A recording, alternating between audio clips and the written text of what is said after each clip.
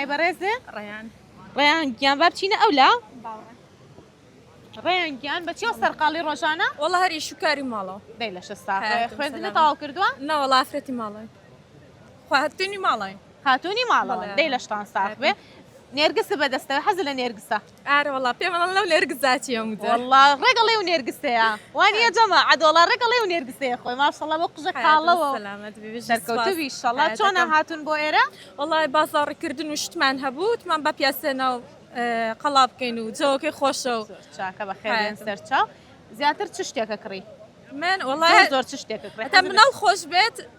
کوا بەرخۆمانەکەوێ واتە دایکیشی ئارە وەڵا دایک ماشەڵڵا خوا لێ هاتم نەسێن وەڵا هەر ناڵی زەواجی کردو ماشەڵڵا و نەجبانە سەلامەتی کچەکانە نایەن چییە ئیناس مەلیسا ماشەڵڵا لەو ناوە خۆشانە وەکو خۆ جوانن کچەکانیشە ئارەڵا یەک لێک ئەی جوانترن ماشەڵڵایان لێبێ پرسیارێکە لێکە فەرموو. وەڵامەکە زانی دەبیتە خاوەن خەڵات ئیشەڵڵا ئەگەر نابێ شتێک خۆشم بۆ باسکەی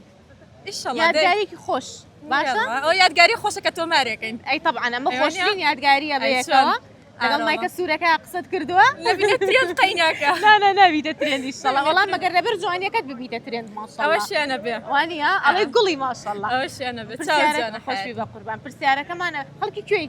خەڵک هەولێرم بەس لە کەرکک دانیشم زمانی کەرککی حیاتەکە هەڵگرتووە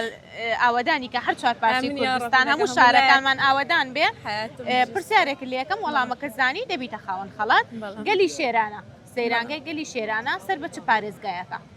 دوهۆک دهۆک دڵنیایت دڵنیام هەتاوە چۆنیە چووکە چین بۆ ئەوێ چون بۆ ئەوێ چۆن دەست خۆش وەڵامەکە ڕاستە خەڵاتێکمان بنێ ئەمە خەڵاتی ئەلیسفۆنە بۆ بەڕێستان هیوادارم سوودی لێوەرگرن زۆر زۆر خۆشحاڵ بووم سپاس بۆ بەزاری بووم بۆ ئێوە